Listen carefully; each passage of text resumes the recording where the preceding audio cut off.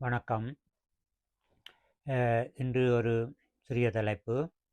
அ முக்கியமானது. அதாவது இந்த யுத்தம் ஈரான், அமெரிக்க யுத்தத்தில எண்ணெய் குதங்கள் எல்லாம் எரியுது.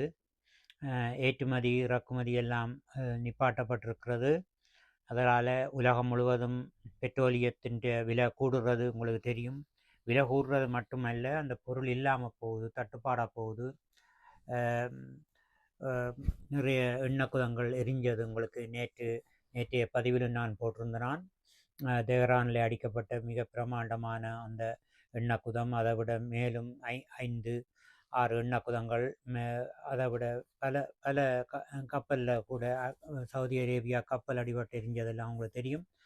இப்போ இந்த போர்ச்சூழலில் இலங்கை மக்களுக்கு நான் உலகளாவியும் கதைக்கிறேன்னா, நான் இந்த கருத்து இன்றைக்கு வந்து எங்களோட நாட்டில் அந்த எண்ணெயை எப்படி மிச்ச பிடிக்கிறேன்னு சொல்ல வாரன்.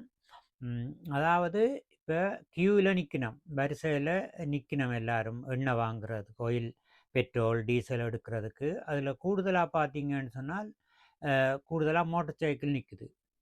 இப்போ நான் அந்த மோட்டார் சைக்கிள் விஷயமாக தான் கொஞ்சம் கதைக்க பார்க்குறேன். என்னென்னா, இப்போ நீங்கள் ஒரு சைக்கிள் இருக்குன்னு தானே, உங்கள்கிட்ட சைக்கிள் இருக்கும், அல்லது இல்லாட்டி பஸ்ஸில் போகலாம் தாராளமாக. ஏன் மோட்டார் சைக்கிள் ஏன் ஓடுறீங்க? இப்போ ஒரு வீட்டில் ஒரு பொருள் இல்லை. இப்போ நீங்கள் என்ன சொல்கிறது, அவசரத்துக்கு சீனி இல்லையாண்டு வைப்போம். இப்போ உங்கள்கிட்ட ஒரு பெரிச்சம்பளம் மூலமோ சர்க்கரை மூலியமோ நீங்கள் குடிக்கலாம். ஸோ இப்போ நாங்கள் சீனியை போட்டு குடிக்கிறனாங்கள். ஒரு காலத்தில் சீனி தட்டுப்பாட்டு காலத்தில் சீனியை கையில் வச்சு தொட்டு கொண்டு தேத்தண்ணியை குடிக்கிறது. காட்டான்னு சொல்லி சர்க்கரை கட்டி தான், வெல்லம் அந்த கட்டி தான் கொடுத்தது தேத்தண்ணி கடை வழியே எல்லா இடம். 70, 77 காலம், 70, 76 வரைக்கும், 77ல் வந்துட்டு, 75, 76, 77ல் கருப்பு சீனி சந்தைக்கு வந்துட்டு. இப்போ அது மாதிரி நான் என்ன சொல்ல வரேன்டா, நீங்கள் இப்போ மோட்டர் சைக்கிளை வீட்டில் விட்டுட்டு பஸ்ஸில் போங்களேன். பஸ் இருக்குத்தானே லைன். இப்போ நீங்கள் ஒரு இடத்துல ஒரு டவுனுக்குள்ள, இப்போ நான் ஓமந்தையில் இருக்கிற ஒருவர் வவுனியா டவுனுக்கு பஸ்ஸில் ஏறி போகலாம், மோட்டர் சைக்கிளில் போகணுமென்று இல்லை. அப்போ எல்லாரும் இந்த 50% மோட்டர் சைக்கிள் ஓட்டத்தை குறையுங்கன்னு சொல்ல வாரேன். ஏன்னு சொன்னால், நாடு இப்போ ஆவணி மாதம் மட்டும் எண்ணெய் இருக்குது, எண்ணெய் வாங்கலான்னு தேவையில்லாமல் அந்த பொருளை இல்லாமல் பண்ணுறீங்க, ஓடி இல்லாமல் பண்ணுறீங்க. நீங்கள் இன்னொரு சைக்கிளில் போகலாம், பஸ்ஸில் போகலாம், மோட்டர் சைக்கிள்லேயே தொடர்ந்து போகணுமென்று இல்லை தானே. கிழமையில 2 நாள் போவேன், 5 நாள் வீட்டில் விட்டுட்டு போங்களேன். அப்போ அப்போ அந்த பொருளை ஊற்றி அந்த பொருள் இல்லாமல் போகுது. நீங்கள் கேள்விப்பட்டிருப்பீங்க, மத்திய கிழக்கு நாடுகளில் எண்ணெய் விளைஞ்சு கொண்டு இல்லையாம், இருக்கிற எண்ணெயை தான் எடுத்துக்கொண்டிருக்கணும். அப்போ குறைஞ்சு கொண்டு தான் போகும். எண்ணெய் விளைஞ்சு கொண்டு அப்படி இல்லை, இருக்கிற எண்ணெயை தான் எடுக்கிறதுன்னு தான் நான் அறிஞ்சிருக்கிறேன். அப்போ அப்படின்னு சொன்னால் இல்லாமல் தானே போகுது. அப்போ அந்த எண்ணெய் என்னத்துக்கு நாங்கள் பாவிக்கணும்? மிக முக்கியமாக உழவு இயந்திரத்தில், நெல் வெட்டுற மெஷினுக்கு, இப்போ உழவு இயந்திரத்துக்கு, லேண்ட் மாஸ்டருக்கு, லொரி, அதாவது பொருளை இப்போ ஒரு யாழ்ப்பாணத்திலேருந்து வாழைக்குலையை கொண்டு கொழும்புக்கு போகுதுன்னா அந்த லொரிக்கு, மன்னார்ல இருந்து மீனை கொண்டு கொழும்புக்கு போகிறோம்னா லொரிக்கு. அப்போ லொரி அதாவது உற்பத்தி உறவோடு சேர்ந்த வாகனங்களுக்கு தான் அரசாங்கம் கட்டாயம் கொடுக்கணும். ஆனால் டெமோக்ராட்டின்னு சொல்லி சரி, அவருக்கு எல்லாருக்கும் அந்த சுதந்திரத்தை இருக்குது, நான் இல்லைன்னு சொல்லல. ஆனால் பெட்ரோல் கூட்டு தாபனம் என்ன செய்யணுமெண்டா, குறைய தட்டுப்பாடு வருமா இருந்தால் லொரிக்கும் டிராக்டருக்கும் தான் கொடுக்கணும். மற்றது முக்கியமாக அந்த அரசாங்க வாகனங்கள், ஜீப்பு, போலீஸாருடைய வாகனங்கள், ஆம்புலன்ஸ், அதுகளுக்கெல்லாம் வரும் அது. அப்போ சிடிபிக்கு வந்து அவைகள்கிட்ட தனியாக டிப்போ இருக்கும்னு நினைக்கிறேன். டிப்போவில் பெட்ரோல் செட் அவைகள் தனியாக வச்சிருப்பினோம், அல்லது பொதுவில் தான் அடிக்கிறதோ என்ன தெரியாது, அது தனியாக இருந்தால் அவர்கள் வச்சிருப்பினோம். அப்போ நாட்டில் எண்ணெய் குறையக்குள்ள உழவு இயந்திரங்களுக்கும் ஜிடிபி பஸ்ஸுக்கும் லொரிக்கும் தானே பெட்ரோல் தேவைண்டு ஒவ்வொரு பிரசையும் மோட்டார் சைக்கிள் வச்சிருக்கிற ஒவ்வொருத்தரும் நீங்கள் நினைச்சா நீங்கள் வாங்க மாட்டீங்க, வாங்க தேவையில்லை. அப்போ அப்போ இது தேவையில்லாத ஓட்டமானு நீங்கள் யோசிங்க. நீங்கள் ஒரு இடத்த போகிறீங்க, இன்றைக்கு ஒரு முல்லைத்தீவில் ஒரு மரதன் ஓட்டம் பார்த்தேன். மரதன் ஓட்டம் ஓடுற ஆக்கள், அந்த பள்ளிக்கூட பிள்ளைகள், வித்யானந்தா பள்ளிக்கூடம், அது வந்து ஓடுற பிள்ளைகள் ஒரு 200 இருக்கணும்னு சொன்னால் மோட்டர் சைக்கிளும் ஒரு 200 போகுது பின்னால், முன்னுக்கு பின்னுக்கு ரோட்டுகளில். அப்படி எங்குமே மரதன் ஓடுற இடத்துல இடையில நின்று தண்ணி குடுக்கலாமே தவிர, மோட்டார் சைக்கிள்ல பக்கத்துல அதுக்கு இடைஞ்சலாக ஒரு இது இது வந்து ஒரு என்ன சொல்றது? ஒரு வளர்ச்சி இல்லாத போக்கத்தான் அது காட்டுது. எல்லாரும் எல்லா மோட்டார் சைக்கிளும் மரதன் ஓடுறவங்களுக்கு பக்கத்தோட போய் கொண்டிருக்கு. சைக்கிள் கூட போனா கூட பரவாயில்ல. ஓரளவு பாதுகாப்பு. அது கூட போகக்கூடாது. அது ஒரு போகலாம். அப்ப என்னத்துக்கு அந்த அங்கேயும் மோட்டார் சைக்கிள் பெட்ரோல் வீணா போய் கொண்டிருக்குன்னு நினைக்கிறேன். அது மாரி தேவையில்லாம நீங்க உண்மையிலேயே ஒரு 80 விதமான மோட்டார் சைக்கிள் தேவையில்லாம ஓடுது. ஒரு கிராமத்து மோட்டார் சைக்கிளுடைய பெறுமதிக்கும், ஒரு நகர எல்லை நகர எல்லை மாநகர சபை எல்லைக்குள்ள ஓடுற மோட்டார் சைக்கிளுக்கும் எவ்வளவு வித்தியாசம் இருக்கு தெரியுமோ? ஒரு கிராமத்துல ஒரு வாழைக்குலை ஏத்தி கொண்டு போவாரு, பசலைய கொண்டு போவார். ஒரு விவசாயத்தோட தொடர்புடைய, உற்பத்தியோட தொடர்புடையவர் தான் மோட்டார் சைக்கிள் வச்சிருப்பினும், மோட்டார்கள் வச்சிருக்கிறதால கிராமத்து மக்கள் அது விவசாயத்துக்கு பாவிக்கணும், ஒரு உற்பத்திக்கு பாவிக்கணும். அதுக்கு ஒரு பெருமானம் இருக்கு, ஒரு பெறுமதி இருக்கு. நகர்ப்புறத்து அ மோட்டார் சைக்கிள் வந்து சும்மா சுத்தி திரிகிற மாரி தான் இருக்கு. அந்த கடைக்காரற்ற புள்ளைகள் வந்து உற்பத்தியில ஈடுபடினமா, இல்ல மோட்டார் சைக்கிள்ல ஓடி திரியணுமா? அப்ப எனவே வந்து நீங்க நகர்ப்புறத்து மக்கள் வந்து நீங்க இதுல சைக்கிள்ல போங்க, அல்லது வந்து பஸ்ல போங்க. மோட்டார் சைக்கிள நிப்பாட்டி விடுங்க. தான் நான் சொல்லுவேன். இப்ப ஒரு விவசாயத்துக்கு பாவிக்கிற மோட்டார் சைக்கிள்ண்டா கூட, எங்கட மனசுக்குள்ள சொந்தமா யோசிச்சு பாருங்க. நாங்க அனாவசியமா ஒரு 2 லிட்டர ஊத்தி எல்லா இடம் சுத்தி கொண்டு திரியிறோம். அந்த பொருள் இல்லாம போகுது. அப்ப நாட்ல இல்லாம போறது இது இப்ப நான் சொல்ல வாரது இப்ப இந்த ஈரான் பிரச்சனையோட எண்ணெய் தட்டுப்பாட்டுக்கு இல்ல. இதுக்கு முதலே நான் இத பத்தி கதைச்சிருக்கிறேன். 43,00,000 மோட்டார் சைக்கிள் பழைய அரசாங்க காலத்துல இருந்திருக்கு. அதாவது இந்த புதிய அரசாங்கம் 25ஆம் ஆண்டு எங்கட என்பிபி அரசு வாரதுக்கு முதல் 43,00,000 மோட்டார் சைக்கிள் இலங்கை முழுவதும் இருக்கு. 2,20,00,000 வைப்பேன். 2,20,00,000 மக்கள்ல 43,00,000 5 பேருக்கு 6 பேருக்கு ஒரு மோட்டார் சைக்கிள்ன்ற அளவுல இருக்குது. அப்ப இப்ப புதிய அரசாங்கம் வந்து 35,000 மோட்டார் சைக்கிள் இறக்குமதி செய்திருக்கு. விற்பனை வித்திருக்குன்னு நினைக்கிறேன்.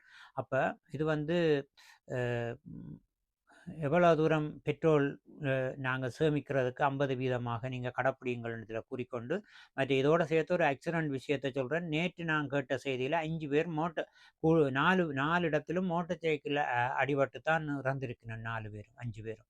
அப்ப இந்த இந்த 2 மாசத்துக்குள்ள 400 பேர் இறந்திருக்கிறார்களாம். இப்ப நீங்க அதில பார்க்கலாம் 50% மோட்டார் சைக்கிள் விபத்து அதுக்குள்ள வரும்ன்னு நான் நினைக்கிறேன். ஏனென்றால் மோட்டார் சைக்கிள் எல்லா இடமும் குறுக்க மறுக்க ஓடி போக்குவரத்துக்கு லொரிக்கும், பஸ்ஸுக்கும் இடைஞ்சலா ஓடுறீங்க. நீங்களே யோசிச்சு பாருங்க. மோட்டார் சைக்கிள நகர்ப்புறத்துக்கு கொண்டு போகக்கூடாது. நான் வீட்ல விட்டுட்டு போகணும்ன்ட்டே உங்களால யோசிக்க இயலாது. உங்களோட மோட்டார் சைக்கிள் போறதாலனே அது மோட்டார் சைக்கிளுக்காக பஸ் விலத்தி அதுக்குள்ள ஓட்டோ வருகுது, அதுக்குள்ள மோட்டார் சைக்கிள் வருகுது, அதுக்குள்ள கார் வருகுது. என்ன இது? இது ஒரு ஒரு ஒழுங்கு நிலை இல்லத்தானே! அப்ப அதால வந்து எத்தன ஆக்சிடென்ட் நடக்குது. ஆக்சிடென்ட் நடக்கக்குள்ள எவ்வளவு உயிர்கள் அநியாயமா போகுது. இப்ப இளம் வயது உயிர்கள் போகக்குள்ள அரசாங்கம் குழந்தையிலேருந்து படிப்பிச்சு, அது ஹாஸ்பிட்டல்ல பிறந்ததிலேருந்து செலவழிச்சு, ஹாஸ்பிட்டல்ல பாடசாலைக்கு காசு கட்டி, வளர்த்து 18, 20, 30, 40 வயதில இறந்து போறீங்க. நாட்டுக்கு உழைக்க முதலே. எனவே வந்து இந்த இந்த இத சிக்கன பிடிக்கிறதுக்காகத்தான் இதில சொல்ல வந்த நான். நீங்க 50% இந்த இந்த இந்த போர்க்காலம் முடியும் வரைக்குமாவது, தயவுசெய்து எல்லாரும் வந்து நீங்க 50% மோட்டார் சைக்கிள விட்டுட்டு போங்க. அத்தியாவசியம் அவசரம்ண்டா மட்டும் பாவிங்க. மற்றும்படி வீட்ல விட்டுட்டு சைக்கிள்லும், பஸ்ஸிலும் போக பாருங்க. எவ்வளவு முடியுமோ மோட்டார் சைக்கிள கொண்டு கியூல விட்டு, கியூல நின்று நீங்க மோட்டார் சைக்கிள் பெட்ரோல் அடிக்க போவாதீங்க. பெட்ரோல் 1 லிட்டரோட இருக்குமுண்டா, நீங்க வீட்ல வச்சுட்டு நீங்க நடந்து போங்க. நடந்து போங்க, சைக்கிள்ல போங்க, பஸ்ஸில போங்க. அ அனாவசியமா மோட்டார் சைக்கிள தயவுசெய்து கொண்டு போகாதீங்க. ஏனென்றா பாரிய அளவில எண்ணெய் பிரச்சனை இருக்குது. எண்ணெய் பிரச்சனை இப்ப போர் போர் ஒரு சில மாதத்துக்குள்ள முடிஞ்சா கூட, அந்த எண்ணெய் வந்து அந்த விலை இறங்காது. எண்ணெய வந்து எரிச்சு வீணாக்குறோம் நாங்க. உற்பத்திக்கு செலவழிக்க இல்ல நீங்க மோட்டார் சைக்கிள். திரும்ப திரும்ப நான் அத ஏன் சொல்றேன்னு சொன்னா, ஒரு ஒரு லொரிக்கு குடுக்குற நீங்க கியூல நிக்கக்குள்ள லொரியத்தான் நீங்க விடணும் முன்னுக்கு. லொரி தேவை. பொருள ஏத்துறது, மணல் ஏத்துறது, கம்பி ஏத்துறது, கட்டிட பொருள் ஏத்துறது, உணவுப் பொருட்கள கொண்டு போறது, கொழும்பிலேருந்து வடபகுதிக்கு வரும். வடபகுதியிலேருந்து தெற்குக்கு போகும், மேற்குக்கு போகும், கிழக்குக்கு போகும். எனவே எல்லாம் வந்து லொரி முக்கியம். உளவியந்திரம் முக்கியம். அ நெல் வெட்டுற மெஷின், அதாவது அது சார்ந்த வாட்டப்பம் மற்ற அது சார்ந்த கருவிகளுக்குத்தான் நாங்கள் இது இயந்திரங்களுக்குத்தான் இத பாவிக்கணும் என்று சொல்லி நீங்க விட்டுக் குடுப்புகள செய்யணும். அடுத்தது வந்து நீங்க இந்த விட்டுக் குடுப்பு 50% செய்யக்குள்ள ஆக்சிடென்ட் பாருங்க. நீங்க மோட்டார் சைக்கிள விட்டுட்டு விட்டுட்டு போங்க. எவ்வளவு ஆக்சிடென்ட் அந்த புள்ளிவிவரம் வந்து குறைய வரும்.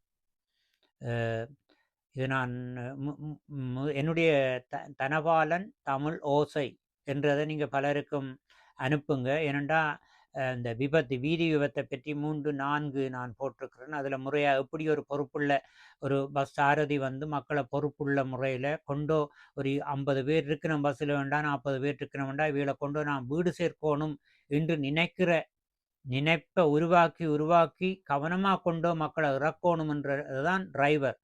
ஒரு பஸ் டிரைவர். ஒரு வேனோ, பஸ்ஸோ ஓடுறவன்ட முக்கியமா இருக்கணுமே தவிர, பாட்ட போட்டுட்டு எல்லாருக்கும் தெரிஞ்ச 8 வயதிலேருந்து நாங்க பாட்டு கேட்கிறோம். அதே பாட்ட திருப்பி திருப்பி போட்டு, ஏதோ பாட்டு போடுறதால பெரிய இது மாதிரி. நான் அ அ அம் பஸ்காரருக்கு சொல்லிட்டு போறேன்னா, நான் இறங்கி போய்க்கல நீங்க பாட்டு போடாம நல்ல அமைதியா பஸ்ஸ கொண்டு வந்தீங்க. மிக்க நன்றி என்று சொல்லியிருக்கிறேன் டிரைவருக்கு. அது மாரி நீங்க சொல்லிட்டு போங்க. பாட்டு போடாத டிரைவர்களுக்கு நன்றி சொல்லிக்கொண்டு போகலாம். அப்படி அந்த வீதி விபத்த பற்றி நான் போட்டிருக்கிறேன். நீங்க அத தனபாலன் தமிழோசை என்று எழுதி நீங்க எடுங்க. அதில நிறைய அ அந்த பொறுப்புணர்ச்சியான விடயங்கள நான் ஒரு சாரதிக்கான பொறுப்பு எப்படி இருக்கணும்ன்றதை எல்லாம் விளக்கமா போட்டிருக்கிறேன். இப்ப நான் இந்த எண்ணெய் சேமிப்பை பற்றி சொல்லியிருக்கிறேன். தயவுசெய்து அ நாட்டின் நலம் கருதி நாட்டு அபிவிருத்தி அடையணும்னு சொல்லி இலங்கை அரசாங்கம், மக்கள் எல்லாரும் பாடுபட்டு கொண்டிருக்கிற இந்த வேளையில, நீங்க இந்த ஓடுற காரேன்னு சொல்றேன் நான். மோட்டார் சைக்கிள் மட்டும் இல்ல, காரும் அவசியம் இல்ல.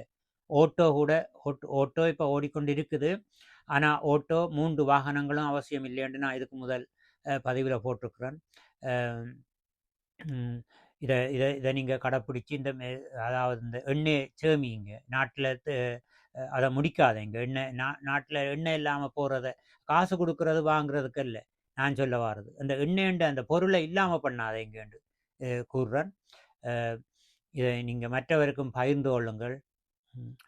மற்றவருக்கு அனுப்புறதன் மூலம் தானே அவர்களுக்கு அந்த கருத்து, அ சிந்தனை போய் சேரும்.